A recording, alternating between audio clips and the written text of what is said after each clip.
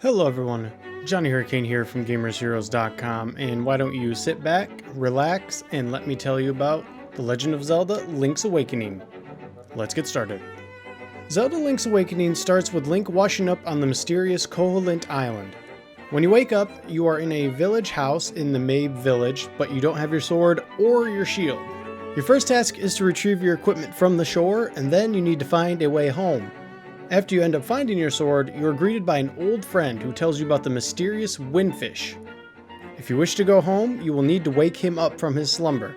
This is a much more compact, a smaller adventure as far as Zelda is concerned. It'll probably only take you roughly 10 to 12 hours if you do all the side stuff.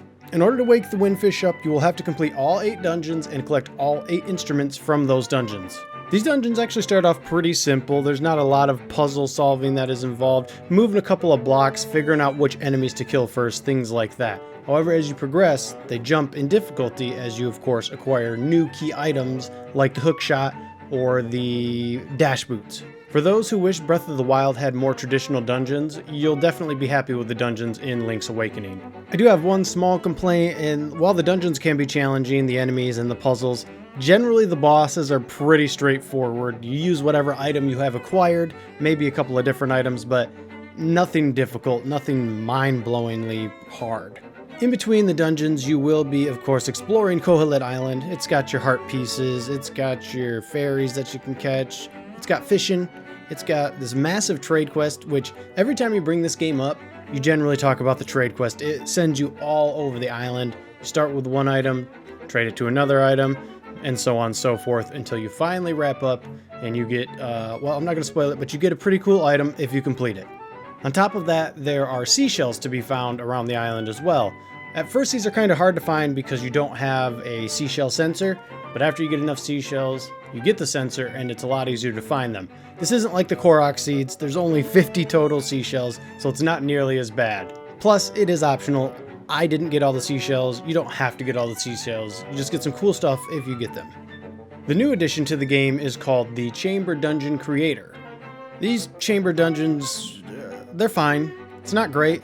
It's not terrible. It's just fine. You put together pieces of dungeons and make your own dungeons, but it's pieces from previous dungeons. So after you complete a dungeon, you can unlock new pieces from that dungeon you already completed. It's not like Mario Maker where you have a ton of different options. It's very limited, and I think that's the biggest problem with it.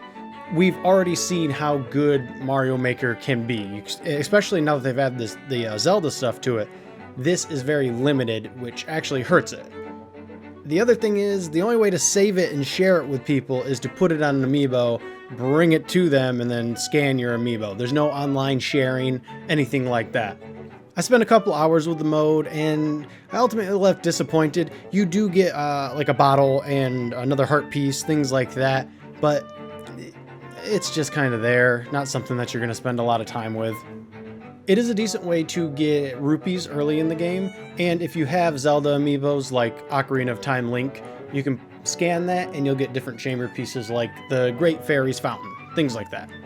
Link's Awakening is a 2D top-down Zelda, which means if you played any other 2D Zelda that's top-down, you know how the combat goes. It's very similar to that. It's also a lot more simple compared to a 3D counterpart. There have been some quality of life improvements brought. For instance, the sword and the shield are their own button, you don't have to equip them. The dash is also its own button, which is nice. I would have liked if the Rock's Feather was its own button as well, but I think that might just give you a little bit too much for what this game does. Though with that said, I think I had the Rock's Feather and the X button pretty much since I got it. I don't think I ever switched that out because I always used it. And for those of you that didn't play these when they originally came out, yeah, you had to have your sword and your shield equipped to your A and B, and then if you needed anything, a bomb, a bow, Rock's Feather, whatever, you had to replace them. Now that's all fixed, which of course is great.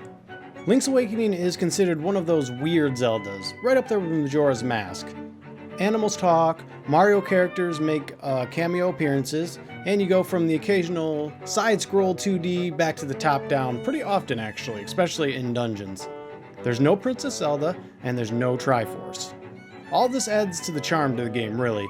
None of the enemies or characters feel out of place in the Zelda universe. You can even get little statues of the Goombas and the Shy Guy and the Blooper to put that in the people's houses. Also, jumping on a Goomba with Link just feels so right, especially if you do the flip first. However, there are some problems with the game.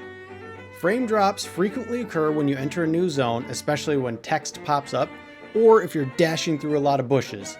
I didn't mind the looks of the game, but I know that it's going to turn some people off, similar to how the Wind Waker did back in the day. Sometimes the hints you get can be pretty cryptic or even confusing, so you have to do a lot of backtracking. It's not a big island, so that's not a super big deal, but you do end up wasting a lot of time. There is fast travel, but you can only go to specific places. It also runs for $60, which is very steep for 12 hours, especially if you compare it to Breath of the Wild or even Hyrule Warriors. If you're looking for a good nostalgia trip, or you haven't even played Link's Awakening before, you won't be disappointed with this release. Just note that it is a bit more bite-sized when compared to the more recent entries in the series. Alright, that'll do it for me. If you liked what you saw, got what you needed, you know how it goes. Like, comment, subscribe. See you guys in the next video.